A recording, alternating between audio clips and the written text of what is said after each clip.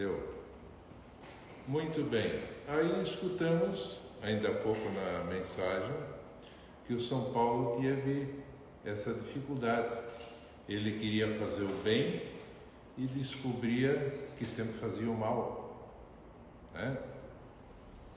Nós temos aquela ideia dos dois cães, que nós temos dois cães famintos que teríamos dentro de nós mesmos. Qual é que vai? Um é o bem, cão bom, e o outro não. Qual é que nós vamos alimentar? Aquele que nós queremos alimentar, e esse vai tomar conta de tudo. Se alimentar o cão que é bom, o outro tem que dar lado. E assim vai. Vemos a história da luz e da sombra. Muito bem. Mas então eu me baseei no livro do Richard Simonet, Histórias que Trazem Felicidade. Algumas informações que eu achei pertinentes. O babilônio maniqueu.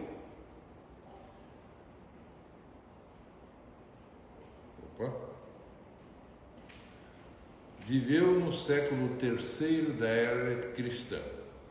Acreditava-se o último dos profetas, porque os profetas do Antigo Testamento, eles chegaram até um ponto e não apareceram mais.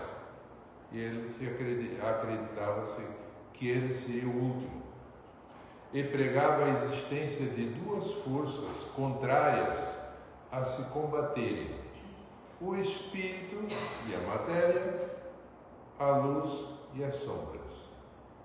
Nós podemos ver numa tomada positivo e negativo. Os dois não se dão. Nós temos que fazer uma intermediação para que a energia possa fluir. A mesma coisa nós. Matéria, corpo e espírito.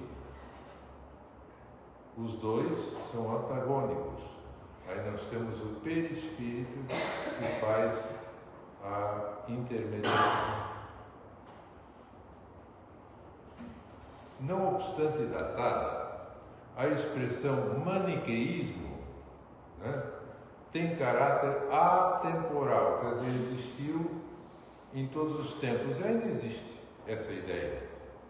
Porquanto em todos os tempos notamos a concepção dualística que caracteriza o pensamento religioso, envolvendo duas forças antagônicas, o bem e o mal, Deus e o diabo.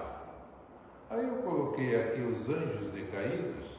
Acredito que dos adultos, ou quem é mais antigo aqui, sabe dessa história. Eu, no tempo que eu comecei a ir para a catequese, eu aprendi essa história de cor e salteada. Deus, na sua infinita bondade, misericórdia, sei lá, ele chegou uma época em que ele estava sozinho, se viu sozinho. É uma visão humana que existia sobre Deus. Ele resolveu criar anjos para o servir, para o adorar, afinal. E criou tudo, ao nosso modo de ver, de maneira errada, a maneira como a Índia ainda tem hoje. As castas, os anjos, ele não criou todos eles iguais. Criou anjos, eu não sei mais o nome de todos, são 7, é a figura da perfeição. Anjos, arcanjos, querubins, serafins, potestades, números e falta. Majestade. Então são essas, são estratificados. E acima de todos tinha um especial que se chamou Lúcifer. Lúcifer, traduzindo do original latim, quer dizer que conduz a luz. Fiat lux é o fósforo, né? Faça-se a luz. Então é aquele que conduzia a luz, tanta luz que ele tinha. Mas de tanto que ele tinha, ele resolveu, numa época, ser mais do que Deus. O orgulho tomou conta dele. E aí Deus se obrigou a fazer o quê? Criar mais uma figura, o inferno. Botar os anjos que se rebelaram junto com Lúcifer. Já pensou que guerra que foi lá em cima? Criou um inferno. Isso é uma história, só que parte dos anjos decaídos, que são os demônios, alguns ficam lá, outros vão e voltam, vêm infernizar a vida humana. Então é uma história que não fecha muito bem. Mas eu fui criado sabendo que tinha que saber dessa história. Então é a história dos anjos decaídos. Muito bem. Nós sabemos que isso não tem cabimento pelo seguinte: quem é anjo não cai. Ele já está num patamar, ele não cai mais. O orgulho, a vaidade e todas as imperfeições já ficaram para trás. A partir de um patamar não existe mais volta, não tem mais queda.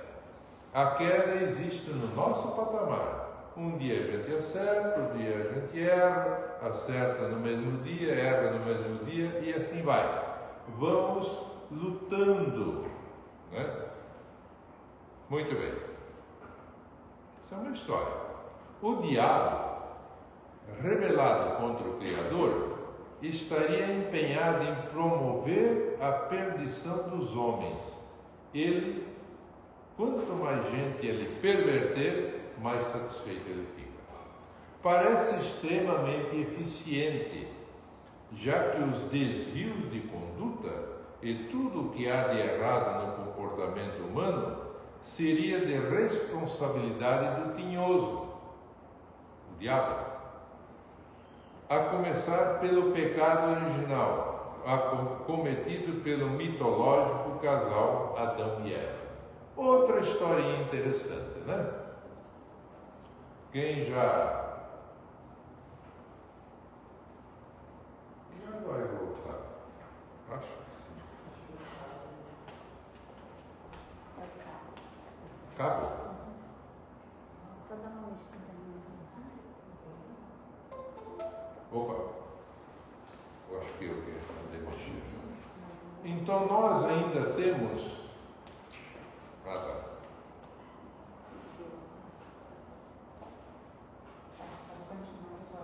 Precisa ter o primário para mexer nisso aí.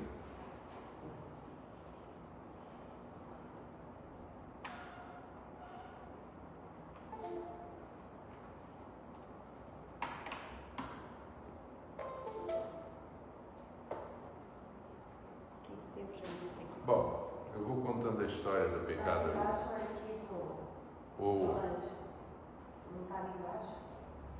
Opa! Está bloqueando hoje. Interferência.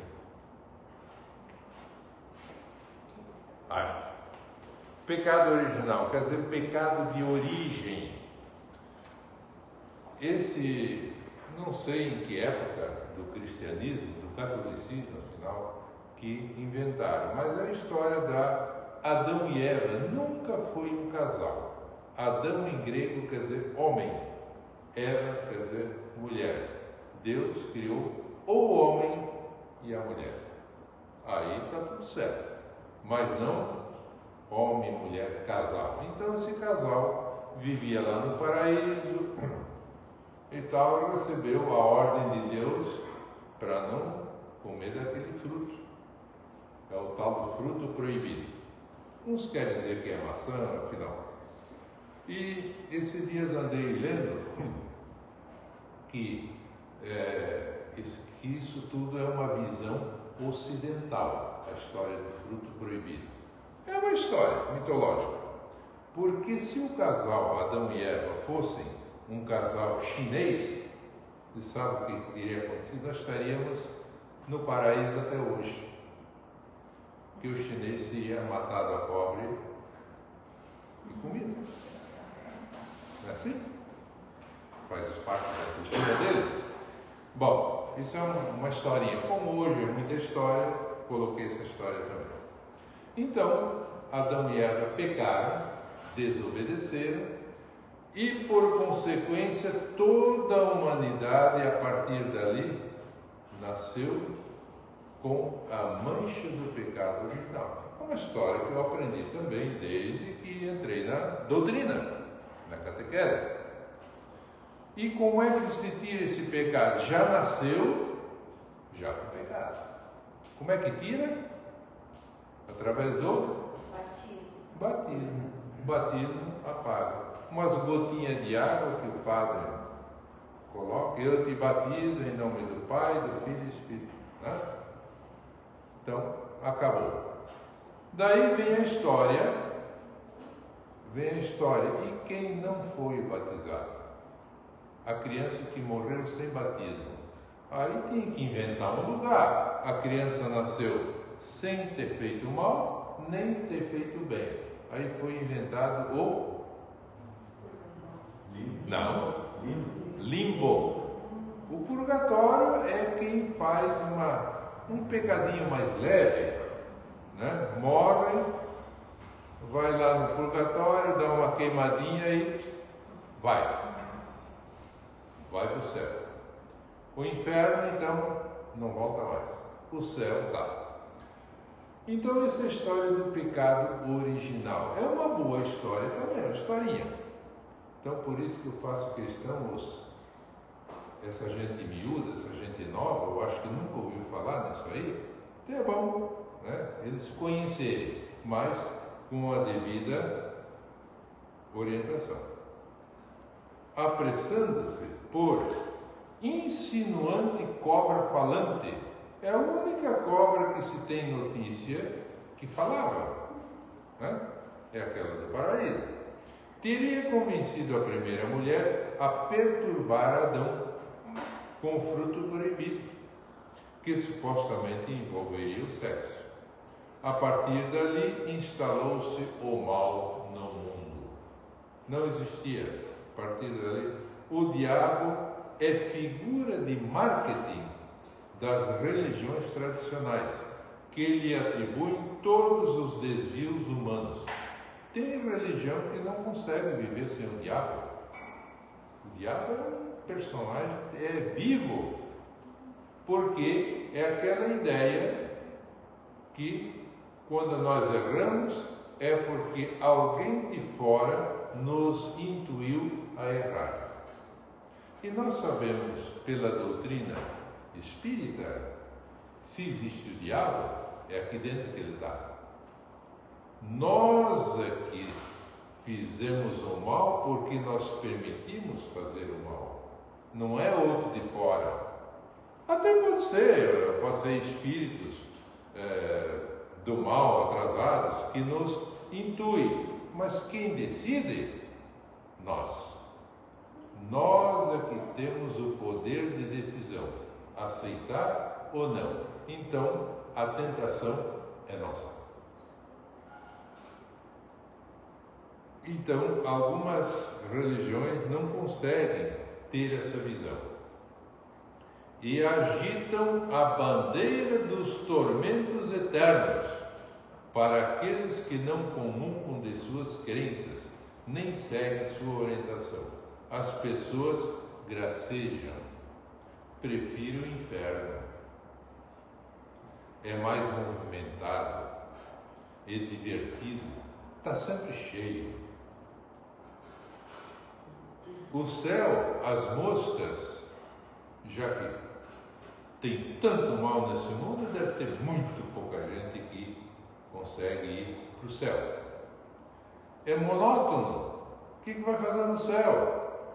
Com raras almas eleitas a entoarem soníferos cânticos, aquelas músicas que dá mais sono do que eternamente cantando sobre. Já pensou que coisa chata esse céu? Por isso que o inferno é mais movimentado. Quer dizer, é uma ideia distorcida. O que dizem alguns pregadores sobre as dores? Ele, pregador, conheceu um paciente terminal com câncer e tinha dores lancinantes. A morfina já não fazia efeito. Sofria terrivelmente. O que ele dizia para consolar o paciente, o doente? Pois bem, acentuava o arauto da desgraça futura, o câncer é refresco diante das dores do inferno. Se o câncer é refresco, Deus o livre. Não há nada que se compare, é desesperador. Então ele explica a partir dali o que seria a perenidade das penas eternas. Sabe o que é o sofrimento eterno? Perguntava.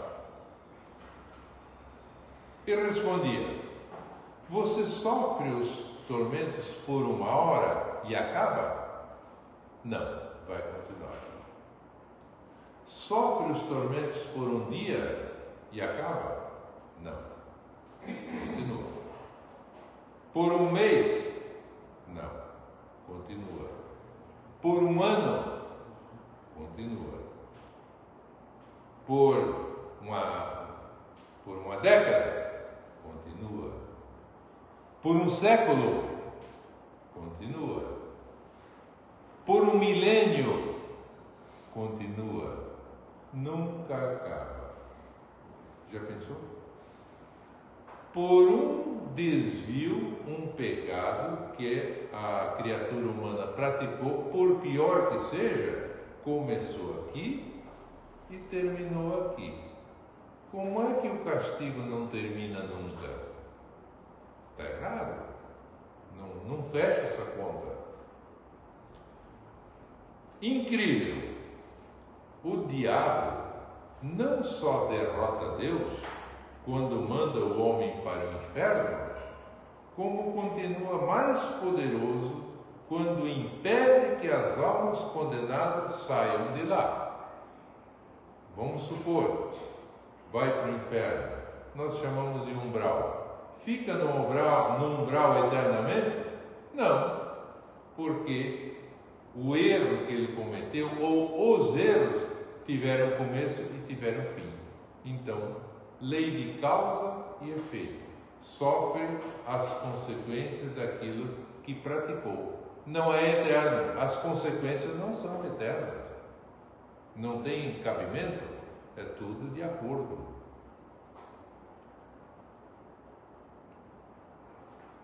Para safar-se, só há um meio de vencer o demônio: aceitar Jesus. Viva Jesus! Jesus salva. A gente vê às vezes, lê nos carros, né? Jesus, ele é, né? Marcha para Jesus. Aceitar Jesus, que dará ao fiel a força necessária para resistir às tentações. Jesus vai ter que dar um jeito em tudo. Imagino que a salvação é algo complicado. Como já comentamos, bilhões de pessoas não são cristãs. Nós temos catolicismo, é uma parte. O cristianismo é dividido em 3 partes no planeta, né? Católicos, evangélicos, ortodoxos. Afinal, lá em Jerusalém são 3 religiões: muçulmanos, ortodoxos na Rússia. Aí? Muçulmanos, judeus e cristãos. Judeus e tal. Todos eles seriam cristãos. Mas isso, somando tudo, é uma parte só. Multidões sequer ouviram falar em Jesus. Né? Multidões que estão por aí nunca ouviram falar em Jesus, não faz parte da cultura deles. E aqui mais um. Próximo. Não interessou ao pregador tocar nesse assunto perturbador que envolve a justiça.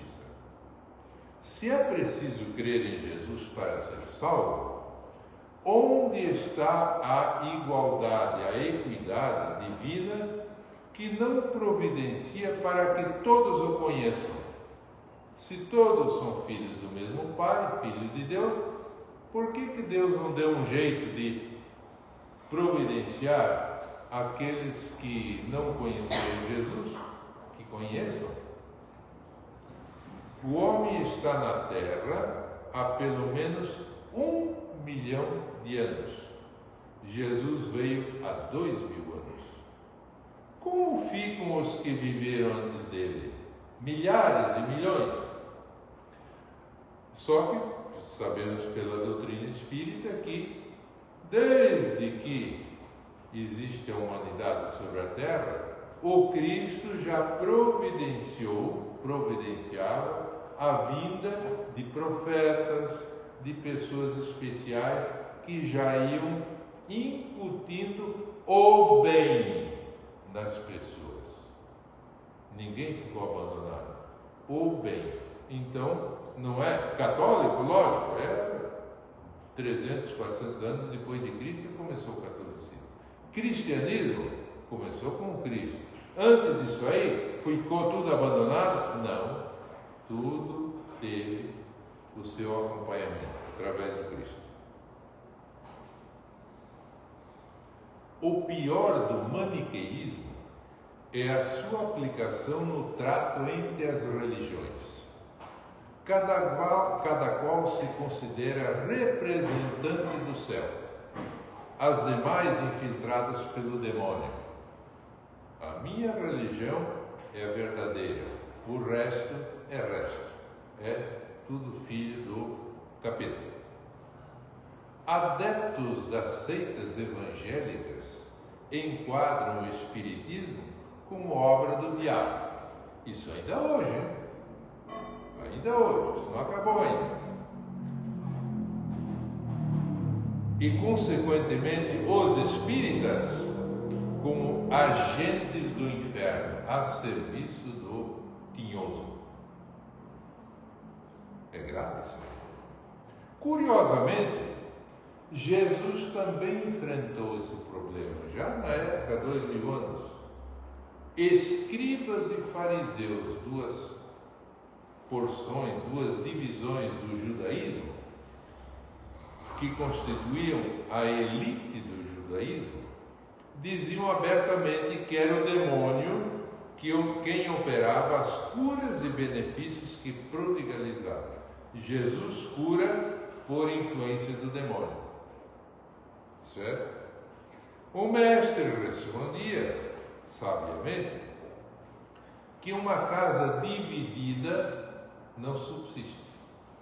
Se o tinhoso estava praticando o bem, ele estava voltando-se contra si mesmo. Como é que fica isso aí? Algo semelhante podemos dizer do Espiritismo, que tem por bandeira a prática da caridade, por ideal a construção de uma sociedade solidária. Se é o diabo que influi as pessoas a fazer o bem, abençoado, diz o autor, abençoado seja o diabo. Está incluindo as pessoas a fazer o bem. Né? Diziam ainda escribas e fariseus que Jesus cercava-se da escória daquele tempo, do lixo humano, pecadores, gentios, prostitutas, malfeitores, pessoas de má vida, passíveis de contaminar com impurezas aqueles que com elas convivessem. Se conviver com leprosos, com doentes e tal, se contamina. Aí tem que fazer um trabalho de descontaminação com os sacerdotes do templo. Não era o que pensava o mestre.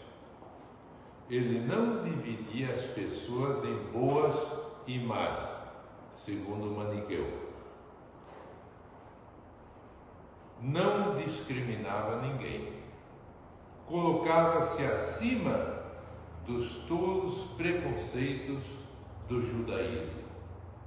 E se encontrava alguém realmente comprometido com o mal, não se recusava ao contato, alertando que os sãos não precisam de médicos.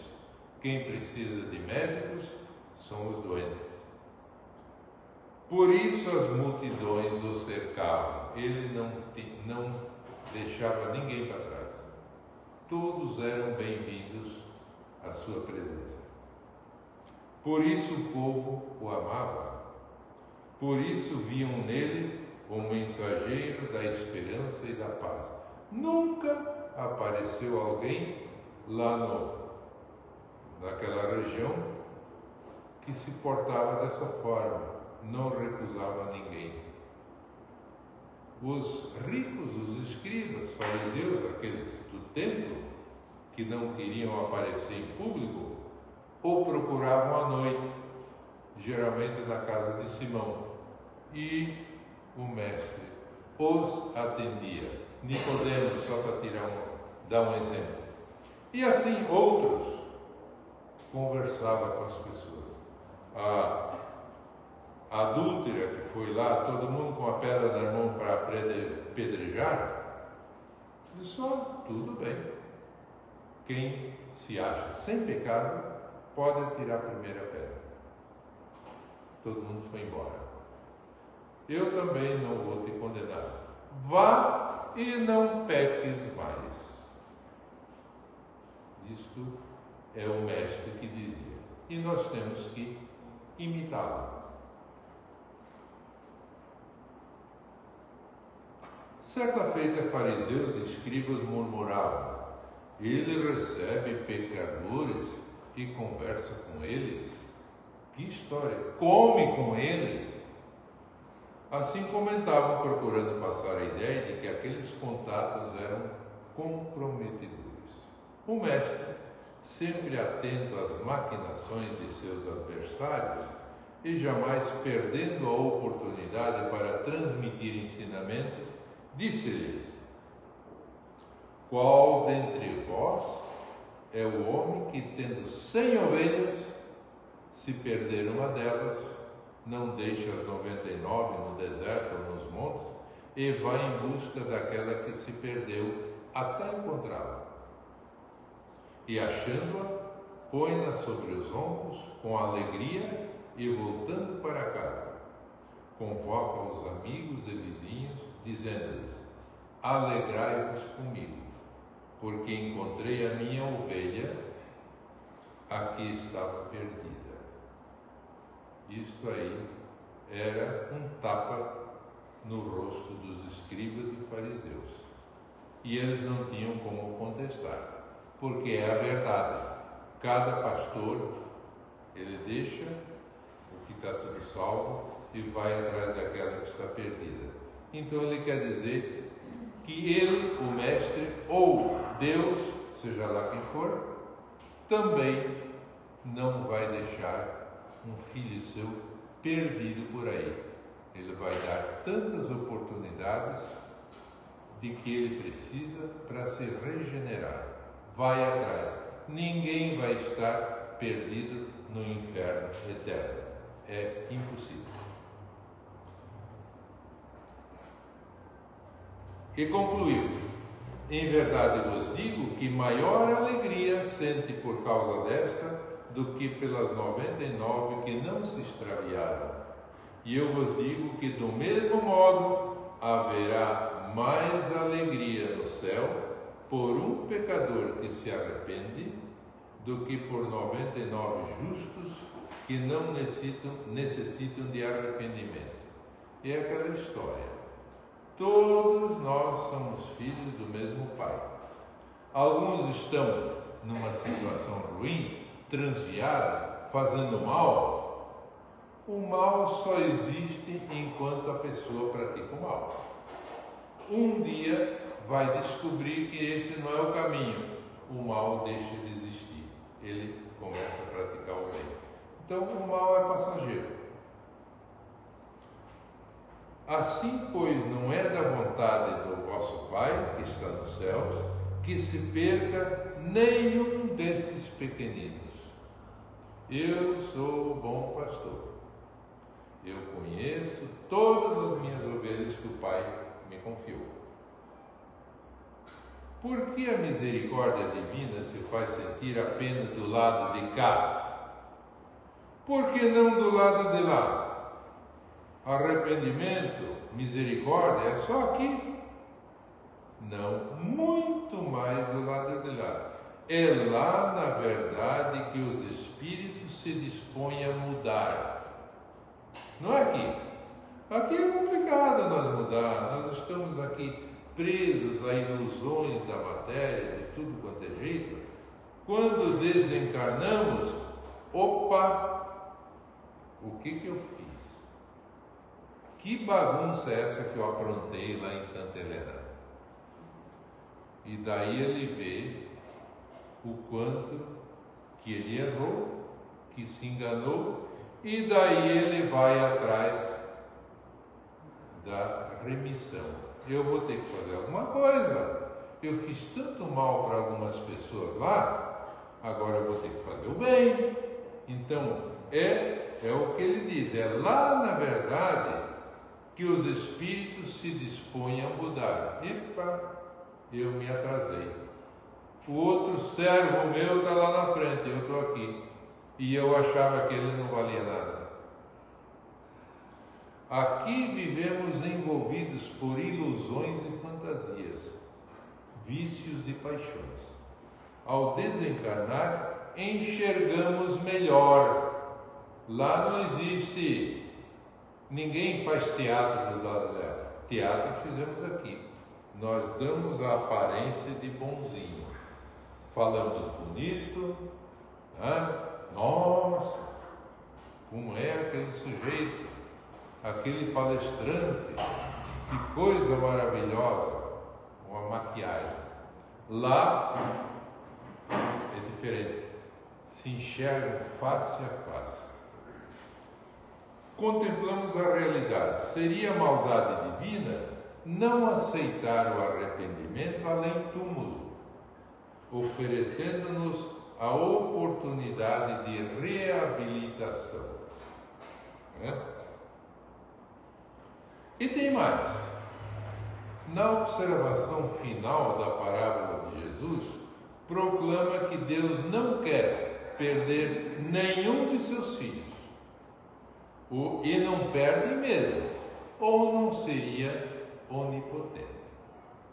Para o Espiritismo, não há um dualismo, forças antagônicas, a se digladiar o bem e o mal, como sugeriu o Maniqueu. Há um único poder, uma única força soberana, absoluta, inabalável, Deus. O máximo que a criatura humana consegue fazer alguns desvios, depois vai ter que voltar, porque a ida para Deus não devolve. O diabo é apenas um filho transviado. Diabo é uma questão figurativa, são pessoas más, podemos chamar de diabo. Ainda que rebelde e agressivo, está submetido a leis inexoráveis de evolução, que mais cedo ou mais tarde o reconduzirão aos roteiros do bem. Ele também será anjo um dia, por pior que seja uma pessoa. A fatalidade vira anjo um dia, como nós também. Tem aquela música, né? Um dia todos nós seremos anjos. Música muito bonita. Ninguém se perderá na obra da criação. Quanto a Jesus, não é o Salvador, como se apregoa. Parece heresia? Bem, consideramos que o princípio teológico de que Jesus veio para nos salvar do inferno, livrando-nos da mácula do pecado original cometido por Adão e Eva, não é aceito pelo Espiritismo. São histórias que tiveram o seu tempo, né? E agora não tem mais sentido. Adão e Eva são figuras mitológicas. Não há mácula nenhuma a ser lavada pelo sangue de um Salvador. O mal em nós é fruto das nossas imperfeições. As nossas imperfeições são as tentações que nós temos. É o bem que ainda não chegou. É a treva que se desfará quando chegar a luz. Jesus veio salvar-nos, sim, da ignorância. Dedicado professor a nos mostrar como superar nossas limitações pelo empenho de cumprir a lei do amor, a lei suprema do universo. É o que Deus espera de nós. Se não o fizermos, sofreremos as consequências no mundo espiritual. Vamos descobrir o tamanho do erro, do engano.